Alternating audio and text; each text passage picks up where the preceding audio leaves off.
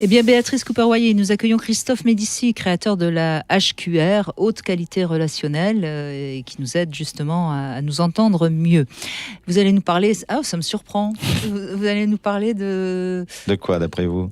Vous avez vu le titre de ma chronique, c'est Porno politique. Oui, bonjour oui. Brigitte, bonjour Béatrice. Évidemment que je vais parler de tout ce qui en ce moment fait beaucoup gloser sur les réseaux sociaux, n'est-ce pas, hein, c'est-à-dire l'affaire Griveaux. C'est pour ça que j'ai appelé Porno politique. D'ailleurs, Porno politique, c'est amusant, parce qu'on va voir au fil de ma chronique que notre émission est par cette affaire au creux de l'actu, en fait, d'une certaine manière. Bon, en tout cas, je suis ravie de voir que vous êtes toujours en vie. Bah oui, je suis toujours en vie, pas depuis l'affaire de ma chronique.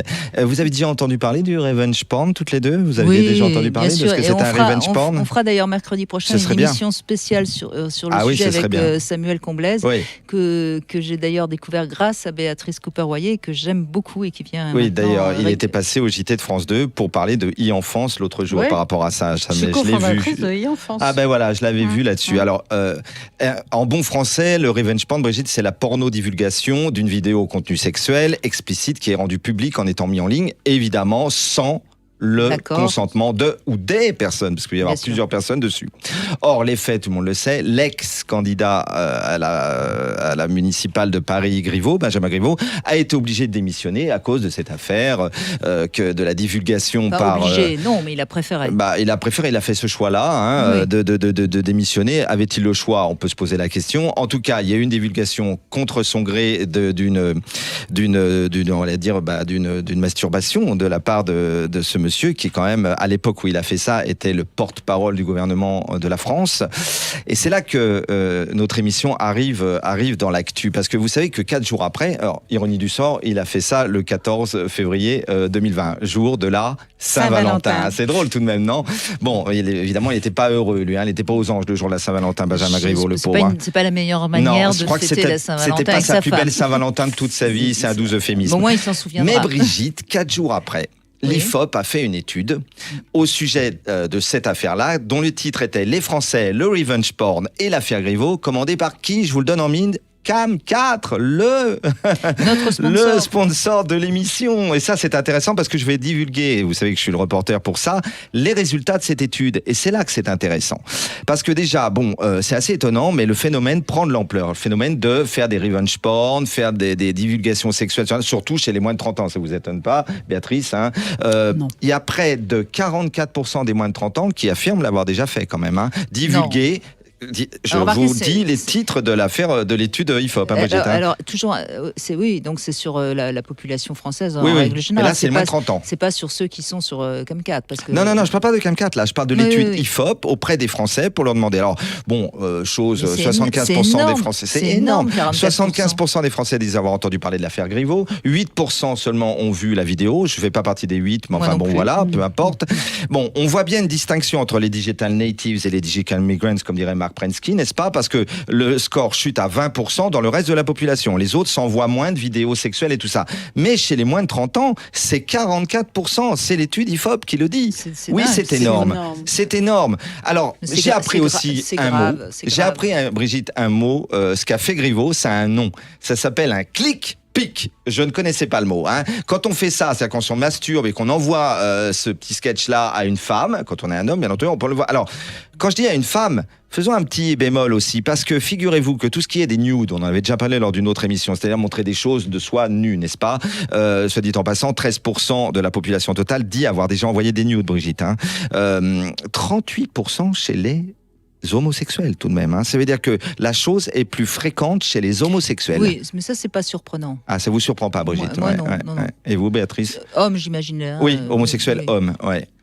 Et alors, autre chose que dit l'étude de l'IFOP, un jeune sur deux de moins de 30 ans qui dit avoir pratiqué donc tout ce qui est click-pic ou alors envoyer des vidéos sexuelles à une désirée, à une dulcinée ou quelqu'un en tout cas qui désire, a peur de subir un revenge porn.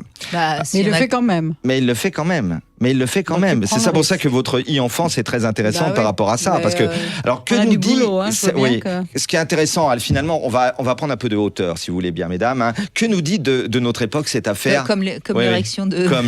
Oui. J'ai pas vu, paraît-il qu'il est bien de sa personne, parce que c'est ce que disent beaucoup de gens, on ne sait pas. L'utilisation du numérique dans la vie sexuelle est de plus en plus prégnante. Il a quand même un petit problème narcissique. Oui, parce que je voudrais quand même rappeler une chose. Autant un homme peut être excité de recevoir une vidéo d'une femme qui est en train de se masturber. Chez la femme, c'est pas quelque chose qui l'excite énormément de voir une vidéo d'un homme qui est en train de se masturber. Alors, bien sûr, d'autant plus que ces jeux érotiques-là, lui, je pense que Griveaux... Alors, on va revenir. D'abord, vous savez, dans mon livre, pas Homo Connecticus, dans mon livre On est fou, on clique trop, je parlais de l'ère du viol, V-I-O-L, c'est un acronyme. Je pense qu'avec l'ère du 2.0 et de l'Homo Connecticus, on est à l'ère du voyeurisme, le V, c'est voyeurisme, l'ère de l'invasif, évidemment, il y a des choses invasives par rapport à ça, l'ère de l'obscénité.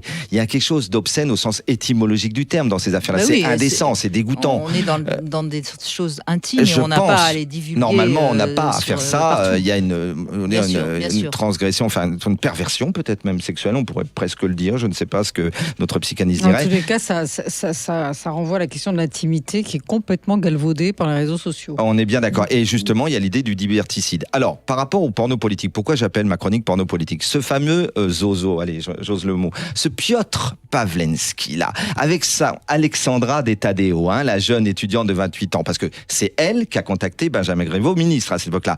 À l'époque, elle est déjà en contact avec ce Piotr Pawlenski, qui est une espèce d'activiste russe, un peu sulfureux, qui a fait des choses. Alors, il parle de lui, il parle de porno politique art, c'est-à-dire que il s'était cloué les testicules sur la place rouge, il s'était cousu les lèvres pour se défendre les Pussy Riot. Enfin, il fait des choses incroyables, cet homme. Et on parle alors d'un mot, parce que Griveaux, volens-nolens, a été piégé, de fait. On parle de compromat. Compromat, ça me rappelle mes études d'histoire, parce qu'avant de faire de la psychosociologie, j'avais fait de l'histoire. Compromat, c'était déjà les méthodes du KGB, à l'époque de l'URSS. Le but, c'est de compromettre quelqu'un avec des choses qu'on envoie, ou on le piège. Avant, il les piégeait avec des putes. Maintenant, il les piège en faisant des histoires comme ça. Bon, il piège d'une manière et il les compromette. Et le but après, c'est d'enfermer la personne et la rendre non crédible. Mais tout de même, ce qu'on peut dire, c'est que cette affaire est quand même pas glorieuse pour Benjamin Griveaux. Alors, on a tout entendu. On a même entendu Serge July, le fondateur de Libé, dire qu'à l'ère du numérique, où des associations aussi passionnantes que l'e-enfance avertissent les enfants de primaire, n'est-ce pas, Béatrice ? Les enfants de collège, de ne pas diffuser des trucs sur les réseaux sociaux, parce que c'est tout de suite rendu dans l'espace public. Alors, Julie a dit Griveaux est un con. Voilà ce qu'il a dit, Julie. Griveaux est un con. Moi, je dirais qu'en tout cas, il a été pour le moins irresponsable. Non, et naïf, on pourrait dire. Irresponsable. Le terme con, il me paraît... Oui, c'est un peu dur. Irresponsable, en tout cas. Ce qui est sûr, et ce qu'on attend d'un ministre de la République, surtout quelqu'un qui a des velléités, des désirs d'aller plus haut au niveau des responsabilités, c'est d'être quelqu'un de responsable. Oui, sauf que Christophe Médicis, vous oubliez quand même quelque chose. On parlait de l'instinct hier avec Robert Zully. Quand ça concerne une partie particulière de votre anatomie en tant qu'homme, on réfléchit moins. Vous réfléchissez plus beaucoup. Comme on dit, le cerveau peut pas réfléchir. Ça descend trop bas au niveau des chakras, quoi. C'est tout. Oui, Donc, soyons indulgents. Soyons indulgents, bien sûr. Alors après, vous savez, j'ai fait un débat politique il y a quelques jours et j'ai même dit, j'allais plus loin. Moi, connaissant le cynisme des politiques par atavisme familial, je pensais même que c'était un montage. On m'a traité de complotiste parce que quand il dit ça, quand on pensait qu'il fallait exfiltrer Griveaux, là, vous entendez tout de suite que non, ça, c'est juste pas possible. Quoique, parce que ce que j'ai dit, et je pose juste la question, ai-je le droit ? Si Griveaux avait eu encore l'11 de quart d'une chance d'être maire de Paris, est-ce que ça se serait passé comme ça, l'affaire ? Bon, c'est tout, je ferme la parenthèse, parce que je vous ai amené Paris Match. Je vous ai amené, la semaine dernière, elles étaient quand même, on les appelle les diaboliques, mais il y a un petit côté russe, il y a un petit côté, on est dans les justes de Camus, on est les anarchistes du début du siècle, à l'ère des tsars. Je veux dire, qu'est-ce que ça dit de notre époque ? Là où vous dites quelque chose d'intéressant, c'est qu'un bruit a couru à l'époque des Gilets jaunes, que derrière, il y avait Poutine. Donc, mais là aussi, Brigitte, le bruit a couru. Oui. Pourquoi ? Parce que Griveaux, c'est un des généraux de la première heure du président Macron, qui on appelait les Mormons. Vous vous rappelez, c'est eux qui sont rentrés les premiers avec lui à l'Élysée. Ils ont été c'est un macroniste de la première heure, Griveaux. En tout cas, le président. Vous parlez vrai, vous, Christophe Médici. Ah oui, moi bravo. je parle vrai parce que j'ose, parce que de toute façon, qu'est-ce que ça dit notre époque? Dans le même temps, il y a l'affaire Sarah Abitbol, comme par hasard. Dans le même temps, il y a une volonté de montrer tous les prédateurs sexuels qui, pour les jeunes petites sportives, notamment Sarah Abitbol, qui a écrit un très beau livre que j'ai adoré, qui s'appelle Un si long silence. Et lors de la Convention nationale sur les violences sexuelles dans le sport, je veux dire. Alors, allons-y, Brigitte, puisqu'il y a une opération Mini-Poulité et que dans le sport, la ministre Roxana Maracineanu dit « faisons le ménage ». Eh bien, en conclusion, je dirais qu'il y a un sport aussi que Bourdieu avait appelé un sport de combat, le premier des sports. Sport de combat, c'est la politique. Vous imaginez que toutes les Sarah Abitbol de la politique, si elles devaient elles aussi dénoncer leurs violeurs, ce que ça ferait comme livre, est-ce que ça ferait comme genre, je rêve pas, hein. Mais ceci dit, il faut voir aussi la réalité. Donc en conclusion, je dirais que, vous savez, cette affaire, Brigitte, elle m'a fait penser que j'étais allé voir une fois un comique très connu qui s'appelle Fabrice Eboué. C'est un petit peu d'humour que je vais faire en fin de chronique. Et Fabrice Eboué, lors de son dernier spectacle, il raconte comment ses branlettes, quand il était ado et jeune adulte avec ses frères et sœurs, étaient des branlettes incroyables parce que lui, il n'y avait pas Internet, hein, on est des quadras, d'accord? Donc il disait qu'on attendait le porno du Canal+ le soir, avec mes frères, on parle de la fratrie cet après-midi, on rampait jusqu'à Poix et on voyait, alors qu'on voulait aller se faire sa branlette, et on voyait notre père devant la télé, on avait envie d'aller dire à maman, il y a papa qui le fait, et il gueule sur les mômes qui sont dans la salle en disant, elles étaient méritoires nos branlettes à l'époque, alors qu'aujourd'hui sur Internet, en un clic, tu fais ce que tu veux. Et lui, on pourrait dire que si les branlettes de Fabrice Eboué étaient méritoires, la branlette de Monsieur Griveaux, elle est suicidaire et autodestructrice. C'est ça qui est terrible dans son inconscient. En conclusion, comme disait René Char, seules les traces font rêver. Si on fait une opération Mani-Poulité, puisqu'on joue avec sa main, n'est-ce pas, Brigitte, hein, parfois on a les mains sales. Et je pense que le pauvre Griveaux... Mais c'est pas sale, le sperme. Oui, mais moi je dis que si seules les traces font rêver, pour Griveaux, c'est un cauchemar en ce moment. Oui. Sincèrement, Brigitte, c'est un cauchemar. Mais oui, moi j'ai plutôt envie de le plaindre que de... Oui, c'est un cauchemar. Il vient cauchemar, le monsieur, je pense. Et puis bon, ce qui est triste, moi, je trouve, c'est que la même histoire, qui n'aurait pas été possible, puisque évidemment l'époque a changé, mais la même histoire, il y a 30 ans, je crois qu'on en aurait souri et il ne se serait pas senti obligé de démissionner, non? Mais elle n'aurait pas pu se passer comme ça, parce qu'il n'y avait pas les réseaux, elle n'aurait pas été divulguée comme ça. On n'avait pas à faire, même si on savait que les sexe et politique, ça a toujours fait bon ménage quand même. Vous vous rappelez du livre Sexus Politicus en 2006, donc, on sait bien qu'ils ont une libido, tous ces messieurs de la politique très développés, et que le pouvoir est très attractif. Mais il n'y avait pas cette espèce d'intrusion comme ça, directe, quoi.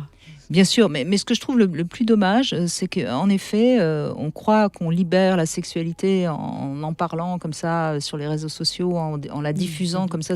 Je crois qu'au contraire, on va retrouver un nouveau puritanisme pour freiner justement cette escalade qui est assez obscène, oui.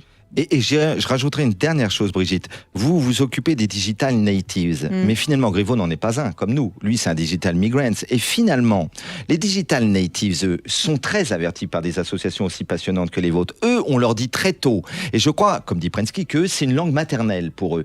Pour les autres, il y a ce côté encore assez ludique. On joue. Et parfois presque, je pense que c'est les digital migrants qu'il faudrait presque aussi former au danger de l'homo connecticus. Oui, mais malheureusement, les adolescents aussi font ce genre de choses et s'exposent à des dangers. Oui, tu as vu l'étude Ils IFOP. Ils souffrent beaucoup, surtout qu'en plus de ça, ils anticipent absolument pas les conséquences de ce qu'ils font. C'est-à-dire que quand, par exemple, il y a une vidéo d'un gamin qui s'est masturbé devant sa copine et qui croit qu'envoyer la vidéo à la copine et qu'en réalité, c'est pas la copine, c'est un copain qui va finalement divulguer tout ça dans le collège. Après, ils sont absolument effondrés. Il y a une espèce d'effondrement narcissique qui est très dangereux à ce moment-là. Oui, bien sûr. Parce que eux, ils sont pas construits, les adolescents. Griveaux va s'en remettre. sais pas comment, mais il va s'en remettre. Tandis qu'un adolescent dont l'image comme ça est atteinte, qui est humilié, il y a des risques quand même d'effondrement dépressif. Donc, tout à fait. C'est pas anodin du tout. Oui, d'autant plus que Dolto avait parlé de l'adolescence comme le syndrome du homard, n'est-ce pas, On n'est plus tout à fait un enfant, on n'est pas encore un adulte. Et pour finir sur une petite partie sexe, quand mon père parlait de ça, il disait ils sont entre la sucette et la capote anglaise. C'est ce que disaient les anciens des ados. Voilà, donc en tout cas, c'est une sacrée affaire. Oui, en tout cas, merci Christophe Médicis de Parler Vrai. Et je rappelle votre livre On est fou, on clique trop, aux éditions d'Angle, qui donne des bons conseils justement pour rester un petit peu en retrait de tout ça.